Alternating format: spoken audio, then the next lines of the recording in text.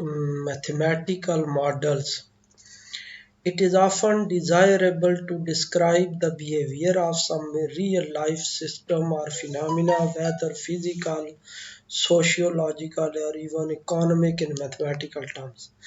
यानी अक्सर हमारी ये ख्वाहिश होती है कि कोई भी जो फिनमिना रियल लाइफ पे अपीयर हो रहा है, अगर कोई फिज़िकल फिनमिना अपीयर हो रहा है तो उसको हम मैथमेटिकल टर्म्स में कन्वर्ट करने की कोशिश करते हैं। सोशियोलॉजिकल कोई होता है, या इकोनॉमिकल जो भी होता है फैक्टर कोई होता है, या कोई फिनमिना अपीयर हो रहा होता है इम्पोर्टेंट फैक्टर, हम उसको मैथमेटिकली रिप्रेजेंट करने की कोशिश करते हैं, या हमारी ख्वाहिश होती है कि इसको मैथमेटिकल फॉर्म में लाया जाए। The mathematical description of a system of phenomena is called a mathematical model। यानी mathematical model क्या है कि वही जो phenomena है जो appear हो रहा है उसको mathematically अगर describe कर दें तो वो हमारा mathematical model बन जाता है and is constructed with certain goals in mind। और ये जो मैथमेटिकल मॉडल कंस्ट्रक्ट किया जाता है ये कुछ गोल्स माइंड में रख के तो ये मैथमेटिकल मॉडल कंस्ट्रक्ट किया जाता है। फॉर एग्जांपल मैं अगर आपको रिसेंट ये ट्रेंड जो है जो कोविड का इसकी एग्जांपल दूं तो यानी कि हम जब भी मैथमेटिकल मॉडल के बारे में सोचते हैं तो फिर हम कुछ गोल सेट करना चाह रहे होते हैं कि हमारा गोल क्या होगा जी। अगर कोई मैथमेटिकल मॉडल हमने बनाना है कोविड के हवाले से तो फॉर एग्जांपल कि हम उसमें गोल ये सेट करते हैं कि जो हमारा मैथमेटिकल मॉडल है वो हमें फ्यूचर के बारे में कुछ प्रेडिक्ट करके देगा कि सपोज हमारा मैथमेटिकली हम उसको सॉल्व करके तो फ्यूचर में ये बता सकते हैं कि अंदाज़न कितने लोग इफ़ेक्ट होंगे इससे, या अगर डेथ्स हो रही हैं तो अंदाज़न फ्यूचर में कितनी डेथ्स हो सकती हैं, या रिकवरी अगर किसी चल रही है तो अंदाज़न कितने लोग महीने बाद, 2 माह बाद, 3 माह बाद ये कितने रिकवर हो जाएंगे। और कुछ ये हम यानी कि सर्टन कुछ गोल माइंड में सेट करते हैं पहले कि किसके बारे में हम मैथमेटिकल मॉडल बना रहे हैं। यानी पहला हमारा सपोज कोविड का अगर हम डिस्कस करें तो पहला हमारा गोल क्या होगा कि हमने कोविड को डिस्कस करना है, ऐसा मैथमेटिकल मॉडल हो जो कोविड की डिजीज को रिप्रेजेंट कर रहा हो।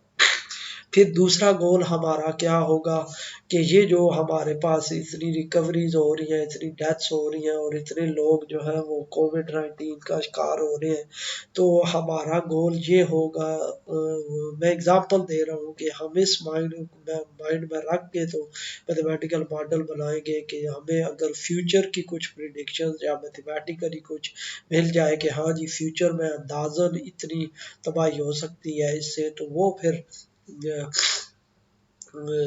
हम उसका एनालिसिस इस तरीके से करेंगे, या वो कंस्ट्रक्ट इस तरीके से करेंगे एनालिसिस, तो आगे कुछ और होगा।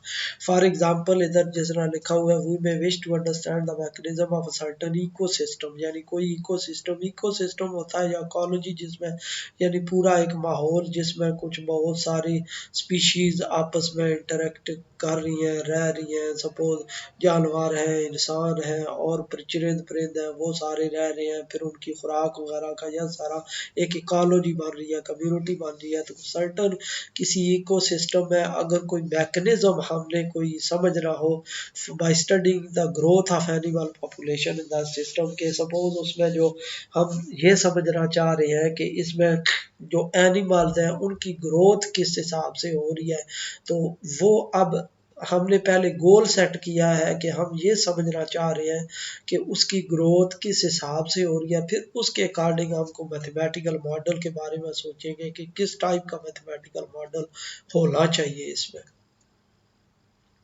Construction of a mathematical model of a system starts with, तो जब भी हम मैथमेटिकल मॉडल को कंस्ट्रक्ट करते हैं तो उसके लिए ये बातें माइंड में रखते हैं। पहले कौन सी जी, identification of the variable that are responsible for changing the system. सबसे पहले हम वेरिएबल्स उसमें आइडेंटिफाई करते हैं या सोचते हैं कि कौन कौन से वेरिएबल्स होंगे जो आपस में वो चेंजिंग ला रहे होंगे या और कुछ। जिस तरह मैं आपको एग्जांपल फिर वही एग्जांपल दूंगा क्योंकि आजकल वो फिनोमेना अपीयर हो रहा है और इजीली अंडरस्टैंड भी किया जा सकता है। हम उसका कर रहे हैं, उसको इजीली हम कर रहे हैं। कोविड को सपोज अगर हम कोविड को डिस्कस करना चाह रहे हैं तो सबसे पहले कि ये है कि हम कोई वेरिएबल उसमें आइडेंटिफाई करेंगे कि इसमें कौन कौन से वेरिएबल्स होने चाहिए। सपोज मैं एग्जांपल देता हूँ आपको कि सपोज हम कहते हैं कि हम 3 वेरिएबल्स डिफाइन करना चाह रहे हैं। एक वेरिएबल वो जो रिप्रेजेंट कर रहा उन लोगों को जिनको बीमारी लग सकती है, अभी लगी नहीं है, सेहतमंद है लेकिन लग सकती है। दूसरा दूसरा हम वो वेरिएबल डिफाइन कर लें कि ऐसे जो कोविड-19 के जितने पेशेंट्स हैं उनके लिए एक वेरिएबल डिफाइन कर लें। तीसरा हम वो वेरिएबल डिफाइन कर लें उन लोगों के लिए जो कोविड से रिकवर हो चुके हैं। तो ये 3 वेरिएबल्स हमने डिफाइन कर दिए, मैंने एग्जांपल दी है।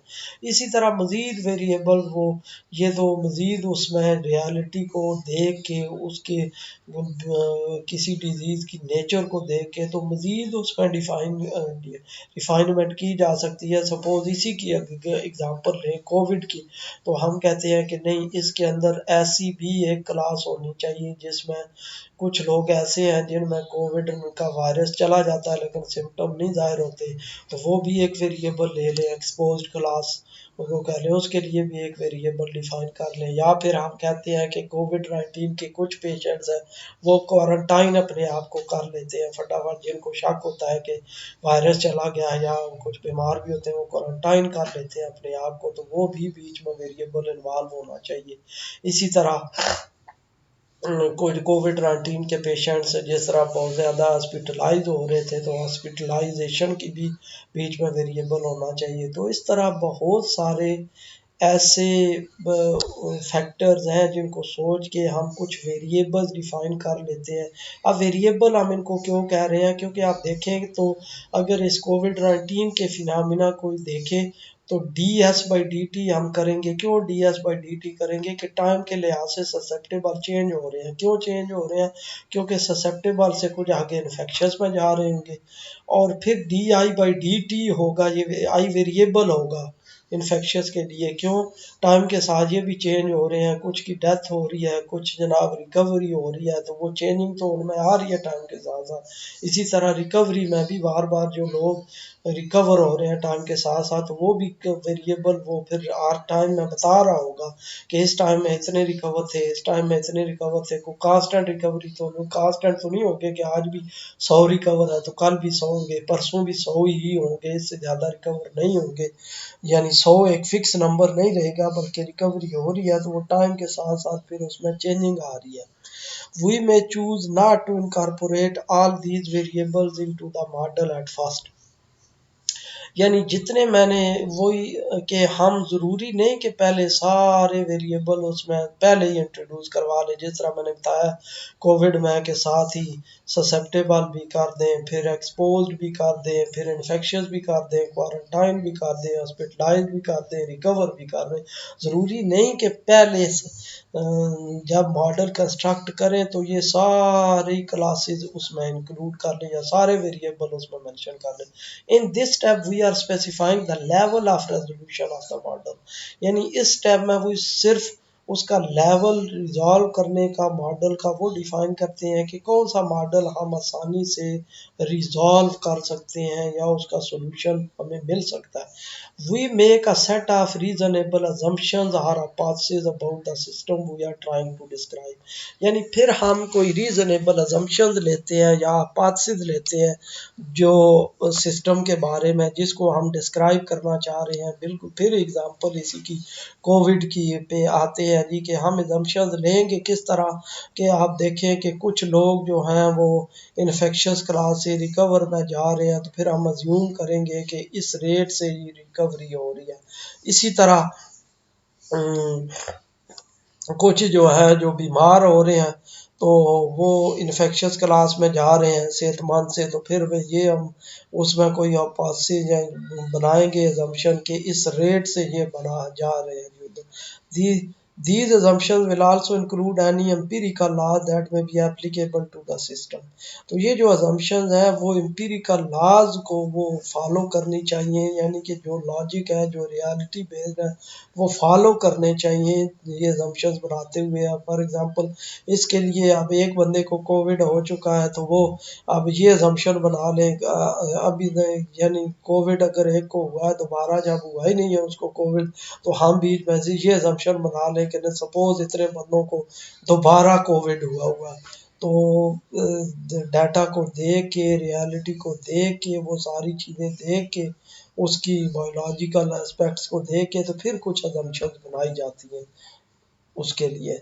Since the assumptions made about a system frequently involve a rate of change of one or more of the variables, क्योंकि ये जो assumptions बनाई जाती हैं, ये रेट ऑफ चेंज, जिस तरह मैंने आपको बताया है कि जब हम इसकी बात करते हैं तो हम सपोज करते हैं कि सोचते हैं कि किस रेट से जो लोग हैं वो इन्फेक्ट हो रहे हैं, तो वो टाइम के साथ साथ वो चेंज हो रहा होगा रेट उनका, या हम कहते हैं कि कुछ रिकवर हो रहे हैं तो किस रेट से उनकी रिकवरी हो रही है, per day, per month, per year, कितने लोग जो है ना वो रिकवर हो रहे हैं।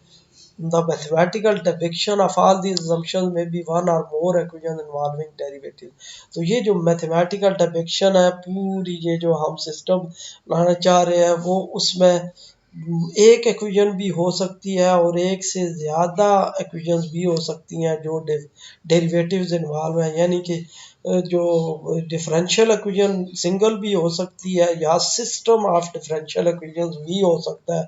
वो डिपेंड करता है हम किस सिस्टम के लिए उसको बनाना चाह रहे हैं। सपोज आप देखें कि फिजिकल में अगर देखें तो स्प्रिंग मैथ सिस्टम है, उसके लिए एक सिंगल इक्वेशन ले ली जाती है।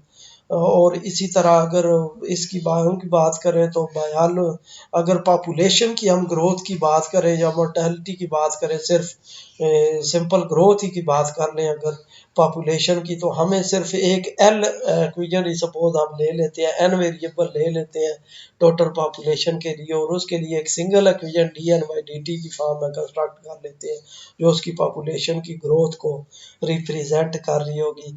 लेकिन अगर इसी तरह कोई जिस तरह मैंने कोविड की पहले एग्जांपल दी है कि कोविड को डिस्कस करना चाह रहे हैं तो उसके लिए सिस्टम ऑफ इक्वेशन एक जो वेरिएबल है D S by D T ले लेंगे। ऐसे वो लोग जो टाइम के साथ साथ जिनको बीमारी लग सकती है वो उनका वेरिएबल ले लिया, फिर D I by D T I variable ले लिया उनके लिए जो इन्फेक्ट हो रहे हैं टाइम के साथ साथ, और उसके तीसरा वेरिएबल ले लिया D R by D T, यानी जो टाइम के साथ साथ रिकवर हो रहे हैं। तो ये तीनों वेरिएबल के रेट ऑफ चेंज के लिहाज से फिर तीन इक्वेशंस आ जाएंगी इसमें। In other word the mathematical model में बी अ डिफरेंशियल इक्वेशन और a system of differential equation. वही जो मैंने बताया है कि ये मैथमेटिकल मॉडल या तो डिफरेंशियल इक्वेशन हो सकती है या सिस्टम ऑफ डिफरेंशियल इक्वेशन हो सकती है। Once we have formulated a mathematical model that is either a differential equation or a system of differential equations, we are faced with the not insignificant problem of trying to solve it. यानी जब हम एक mathematical model construct कर लेते हैं जो base कर रहा होता है डिफरेंशियल इक्वेशन पे या सिस्टम ऑफ डिफरेंशियल इक्वेशन पे, तो फिर हम उसको फेस कर रहे होते हैं, उसके सॉल्यूशन हम फाइंड करना चाह रहे होते हैं, जो हमें पता नहीं होता कि हम उसका सॉल्यूशन फाइंड कर सकते हैं कि नहीं, एग्जैक्ट सॉल्यूशन फाइंड कर सकते हैं कि नहीं कर सकते, और अगर एग्जैक्ट नहीं कर सकते हैं तो फिर अप्रॉक्सीमेट कैसे कर सकते हैं। इन मैथमेटिकल मॉडल बना के तो हम जो है ना वो श्योर नहीं होते कि लाजमी इसका सॉल्यूशन हम आसानी से फाइंड कर सकते हैं। If we can do solve it then we deem the model to be reasonable if its solution is consistent with either experimental data or known facts about the behaviour of the system.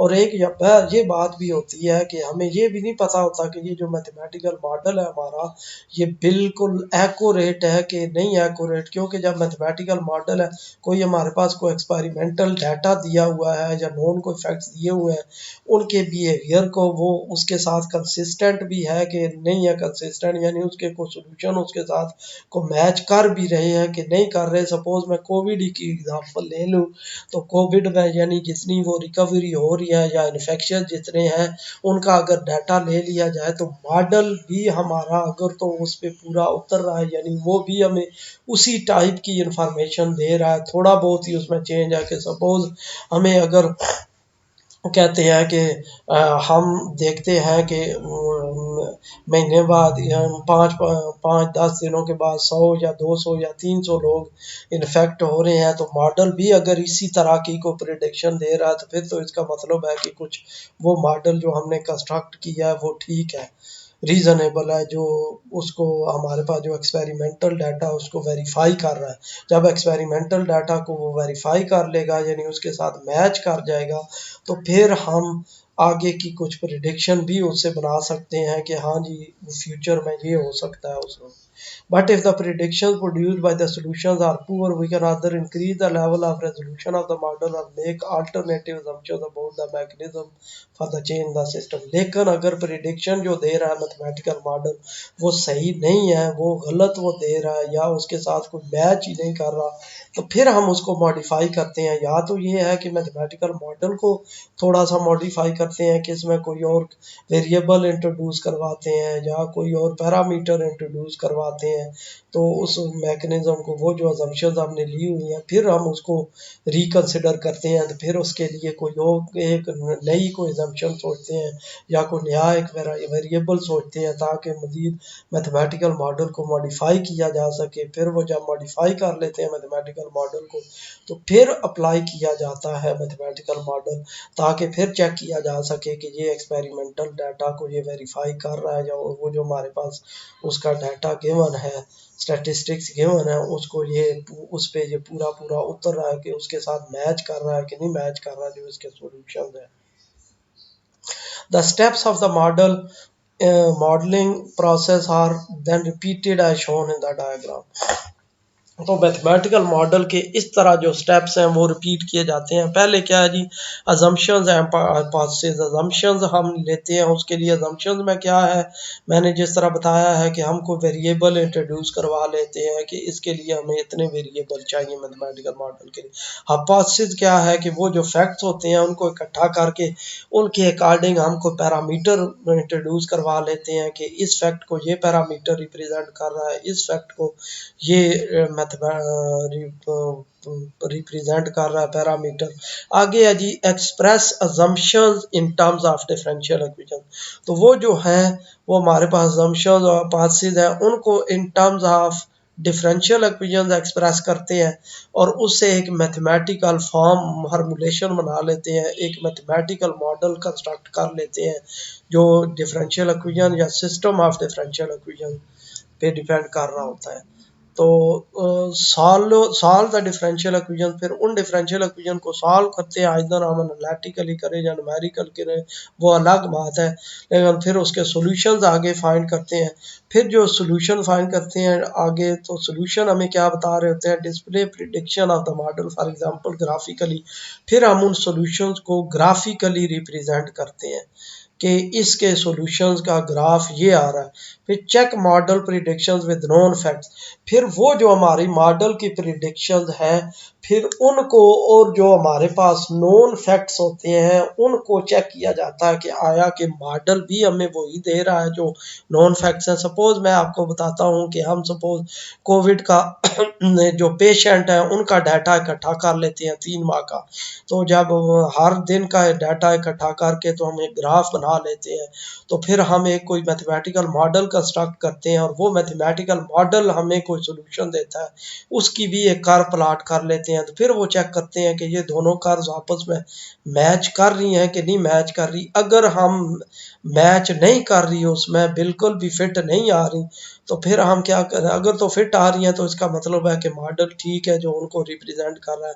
अगर वो fit नहीं आ रही वो दोनों का जो mathematical model है वो कुछ और बता रहा है और जो एक्चुअल डाटा है वो कुछ और है।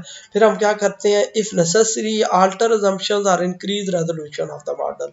यानी फिर हम क्या करते हैं कि फिर या तो उसकी अजम्पशंस को तब्दील करते हैं, यानी जिस तरह मैंने आपको बताया कि उसमें कोई नया वेरिएबल इंट्रोड्यूस करवा लेते हैं या उसकी कोई नया पैरामीटर इंट्रोड्यूस करवा के तो फिर उसको मॉडिफाई करके फिर यही स्टेप्स फॉलो करते हैं।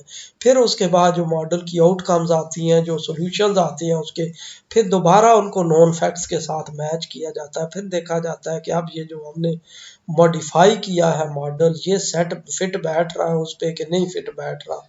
तो अगर तो फिट बैठ रहा है तो फिर इसका मतलब ये है कि वो मैथमेटिकल मॉडल हमारा उस फिनोमेना को अच्छी तरह एक्सप्लेन कर रहा है, रिप्रेजेंट कर रहा है। अगर नहीं फिट बैठ रहा तो फिर हम दोबारा फिर उसको किस सोचते हैं कि इस मैथमेटिकल मॉडल में क्या कुछ चेंजिंग लाई जाए ताकि ये इस पे फिट बैठे हो।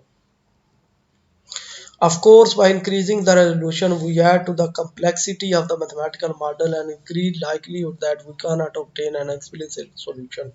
तो ये यकीनी बात है कि जब हम उसकी रेजोल्यूशन हम इंक्रीज करते हैं, रेजोल्यूशन इंक्रीज करने का मतलब यही है कि उसमें जितने भी है पैरामीटर्स हम इंक्रीज करते जाते हैं या हम उसकी जब असम्पशन ज़्यादा करते जाते हैं तो वो हम मैथमेटिकल मॉडल को और ज़्यादा से ज़्यादा कम्प्लेक्स बना रहे होते हैं, ज़्यादा से ज़्यादा कॉम्प्लिकेटेड बना रहे होते हैं। तो जितना फिर कॉम्प्लिकेटेड मॉडल होगा इतना ही फिर उसके सॉल्यूशन जो है वो मुश्किल से आगे हम इजीली नहीं ऑब्टेन कर सकते। तो पहले इसका मतलब ये है कि एक सिंपल प्रॉब्लम से स्टार्ट करते हैं कि पहले सिंपल प्रॉब्लम को चेक करते हैं कि ये सिंपल प्रॉब्लम इसको बेस्ट एक्सप्लेन कर रहा है कि नहीं कर रहा। अगर ना कर रहा हो तो फिर उसको मज़ीद कम्प्लेक्स बनाते जाते हैं। A mathematical model of physical system will often involve the variable time t। जो मैथमेटिकल मॉडल है किसी भी फिजिकल सिस्टम का वो नॉर्मली जो है वो टी वेरिएबल को रिप्रेजेंट कर रहा होता है, क्योंकि हम हमेशा टाइम के हिसाब से ही देख रहे होते हैं। सपोज यही कोविड की बीमारी है तो हम ये देख रहे होते हैं कि आज कितने थे, कल कितने थे, परसों कल पीछे कितने थे या कल कितने होंगे, वो सारा डाटा इकट्ठा कर रहे होते हैं डे बाय डे। तो वो टाइम ही इन्वॉल्व होता है उसमें। A solution of the model then gives the state of the system। तो जो सोल्यूशन है वो उसकी स्टेट को बता रहा होता है कि टी की वैल्यू जो सपोज आप उसमें 10 कर देते हैं तो फिर वो बताएगा कि 10वें दिन में इतने थे पेशेंट आपके पास होंगे। अगर 10 टी 50 पुट करते हैं तो इसका मतलब है कि 50 जो डेज के बाद उसके इतने पेशेंट हो जाएंगे। In other word the values of the dependent variable for appropriate values of T describe the system in the past present and future. तो इसका मतलब ये है कि जितने भी हमने डिपेंडेंट वेरिएबल इसी तरह जिस तरह मैंने कोविड में आपको बताया, सपोज ससेप्टेबल डिपेंडेंट है, इन्फेक्शियस और रिकवर्ड ये डिपेंडेंट वेरिएबल्स हैं। तो ये इनके जब सॉल्यूशन फाइंड करेंगे S of T, I of T और आर ऑफ टी, तो टी की वैल्यू चेंज करने से हमें उसके वो पास्ट के बारे में भी बताएगा, प्रेजेंट के बारे में भी बताएगा या फ्यूचर के बारे में भी बताएगा। सपोज हम प्रेजेंट के बारे में इस तरह के, सपोज हम आज अगर स्टडी करते हैं और टी को फिर हमें जाहिर बात है टाइम आज से जब हम स्टार्ट कर रहे हैं तो टाइम आज तो टाइम ज़ीरो है पहले, इसके बाद कोई 1 2 3 आएगा तो वो एस ऑफ ज़ीरो पे चेक करते हैं, एस ऑफ ज़ीरो पे वो क्या दे रहा है, आई ऑफ ज़ीरो पे वो क्या दे रहा है, आर ऑफ ज़ीरो पे वो क्या दे रहा है। फिर उसके बाद अगर 10 दिन के बाद चेक करते हैं तो टी उसमें 10 पुट करेंगे तो फिर हमें वो बताएगा कि 10 दिन के बाद इनकी इतनी इतनी वैल्यूज आ जाएंगी। अब एक एग्जांपल है जी पॉपुलेशन डायनामिक्स। यही मैथमेटिकल सिंपल मैथमेटिकल मॉडल की एक एग्जांपल है। One of the earliest attempts to model human population growth by means of mathematics was by the English surgeon and economist Thomas Malthus in 1798। आप देखें कि सबसे पहले यानी 1798 में थॉमस मैल्थस ने पॉपुलेशन ग्रोथ के लिए एक सिंपल मैथमेटिकल मॉडल डिज़ाइन किया था कि ताकि मैथमेटिकली हम पॉपुलेशन ग्रोथ को डिफरेंट जो कंट्रीज़ की हैं उसको कैसे रिप्रेजेंट किया जा सके। Basically, the idea behind the Malthusian model is the assumption that the rate at which the proportion population of a country grows at a certain time is proportional to the population total population of the country at that time. यानी जो basic idea उसने लिया था वो ये लिया था कि जो पॉपुलेशन किसी कंट्री की वो ग्रो कर रही है टाइम के साथ साथ वो डायरेक्टली प्रोपोर्शनल है उसकी टोटल पॉपुलेशन से। In other words, the more popular people there are at time t, the more there are going to be in the future.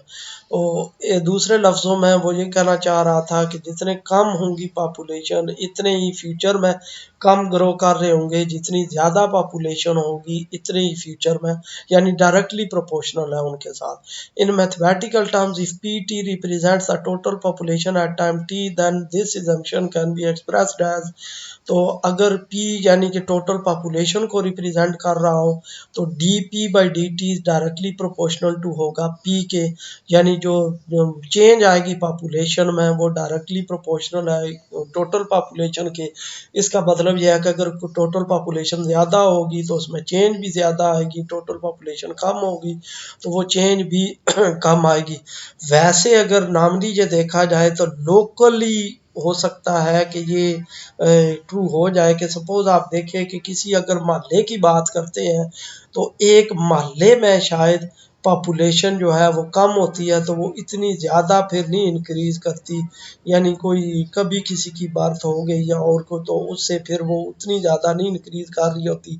लेकिन अगर पूरे हम सिटी की बात करें तो फिर थोड़े से और कुछ हो सकता है, यानी बेसिक जो आइडिया होगा। इसी तरह अगर पूरे कंट्री की बात करें तो फिर उसमें कुछ चेंजिंग कुछ और आ रही होगी। और जब इसकी इक्वालिटी का साइन डालते हैं तो dP by D T equal to KP के इक्वल आ जाता है, फिर K is constant of proportionality. ये हमें बता रहा है टाइम के साथ साथ कि K की वैल्यू अगर सपोज यहाँ पे 2 आ रही है तो इसका मतलब है कि पॉपुलेशन 2 टाइम हो जाएगी। मैं एग्जांपल दे रहा हूँ 3p है तो इसका मतलब है कि पॉपुलेशन 3 टाइम हो जाएगी। कितने टाइम के साथ साथ ये तो आगे फिर उसका सोल्यूशन फाइंड करेंगे तो फिर आगे पता चलेगा जी कितनी हो सकती है उसकी। This simple model, which fails to take into account many factors that can influence human population to either grow or decline, यानी ये जो सिंपल मॉडल उसने बनाया था जो फेल हो गया था, बहुत सारे फैक्टर्स जो उसमें जो ह्यूमन पॉपुलेशन में इफेक्ट कर रहे हैं उनको ये प्रॉपरली एक्सप्लेन नहीं कर रहा था। वो मैं आपको बताता हूँ कौन कौन से फैक्टर्स हैं। सपोज आप देखें कि ये है कि dP by D T is equal to KP। अब अगर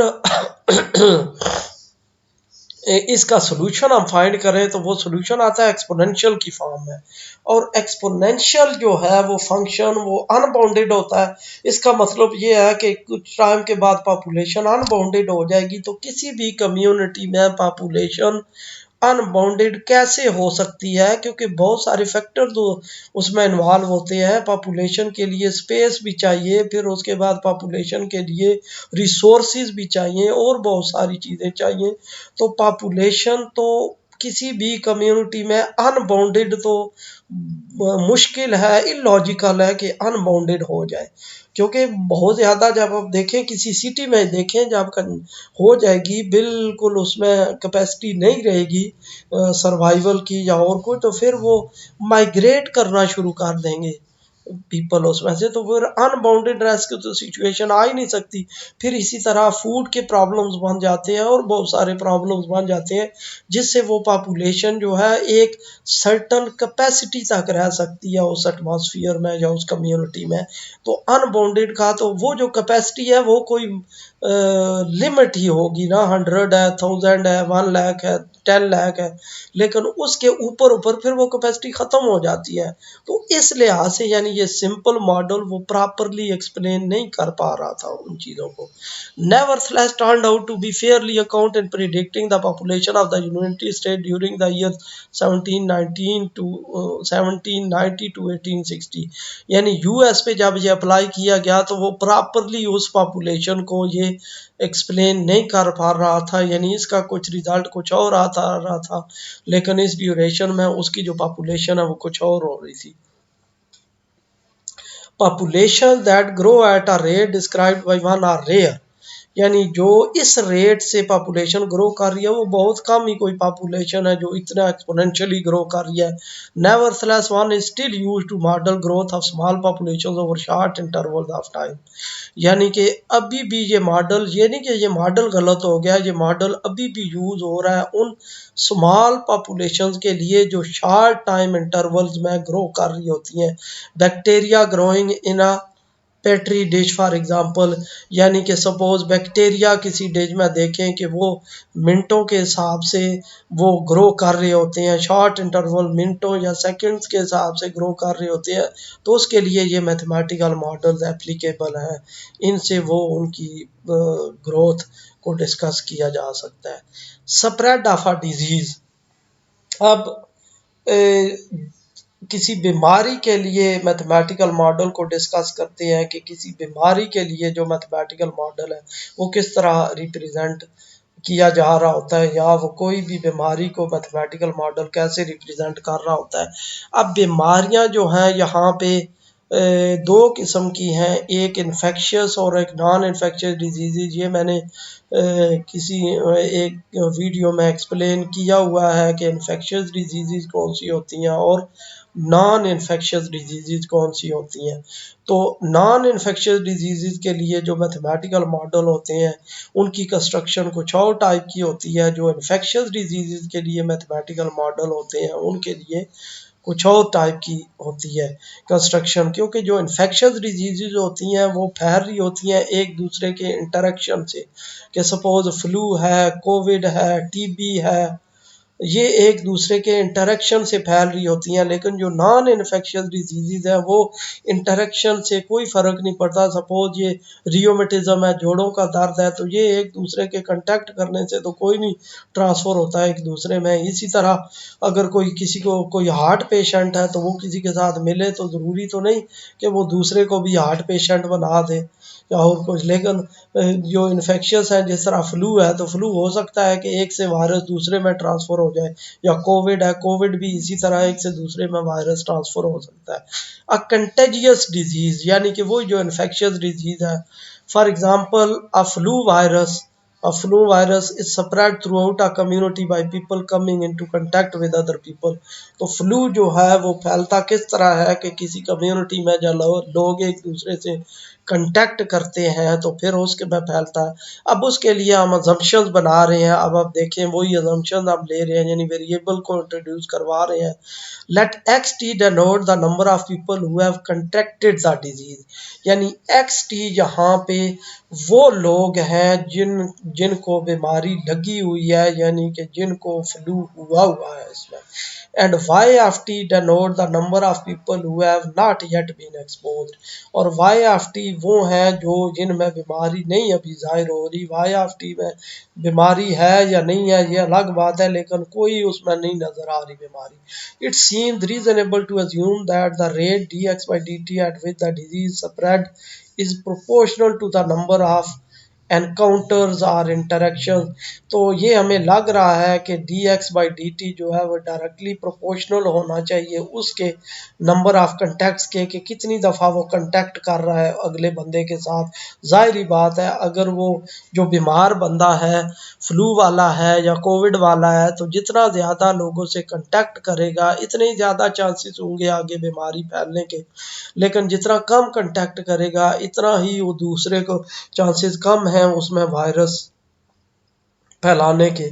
तो ये प्रोपोर्शनल हो गया number of encounters. Number of encounters का मतलब है कि कितने वो कंटेक्ट्स कर रहा है या इंटरेक्ट किस हिसाब से कर रहा है। If we assume that the number of interaction is jointly proportional to x and y, अगर हम एज्यूम करते हैं कि ये जो नंबर ऑफ इंटरेक्शन है ये एक्स और वाई दोनों के साथ डायरेक्टली प्रोपोर्शनल है, तो फिर हम इसको इक्वेशन को हम इस तरह लिख सकते हैं d x by D T is equal to k x Y.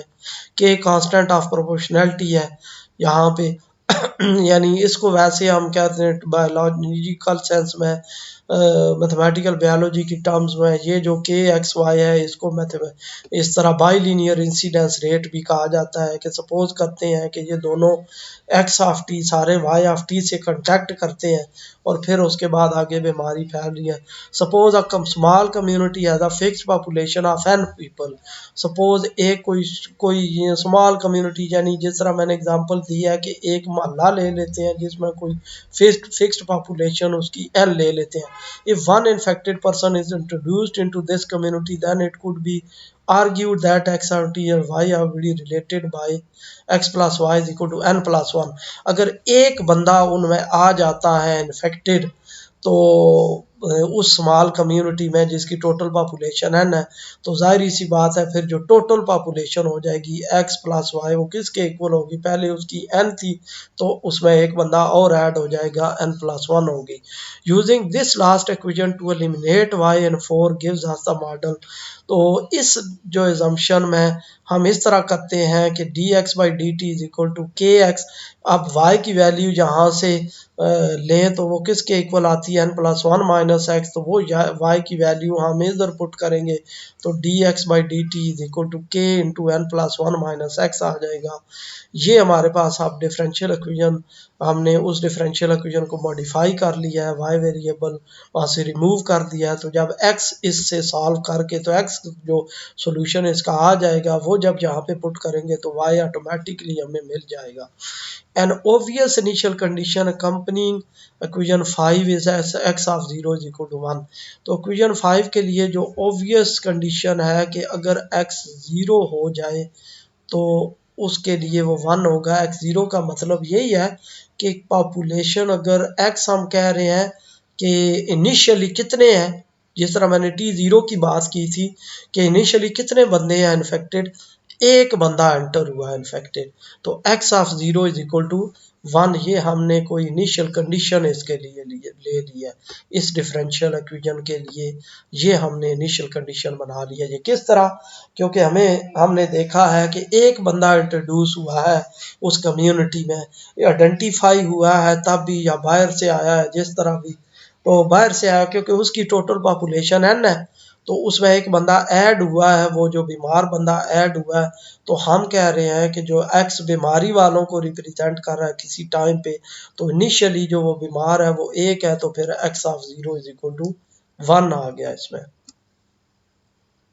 तो इस तरह हमने ये इन्फेक्शियस डिजीज़ के लिए ये मैथमेटिकल मॉडल हमने एक्सप्लेन कर लिया है कि मैथमेटिकल, अब देखें कि एक्स वाई इंटरेक्शंस आ रही हैं, तो जब भी इन्फेक्शियस डिजीज़ के मैथमेटिकल मॉडल कंस्ट्रक्ट किए जाएंगे तो उसमें ये इंटरेक्टिंग टर्म ज़रूर होगी जो एक दूसरे के इंटरेक्शन से आ रही होगी। लेकिन नॉन इन्फेक्शियस डिजीज़ के लिए हमारे पास ज़रूरी नहीं है कि हम उसके लिए ये करेंगी इंटरेक्शन टर्म इन्वॉल्व करें, वो सिंपल मैथमेटिकल मॉडल कंस्ट्रक्ट किए जा सकते हैं।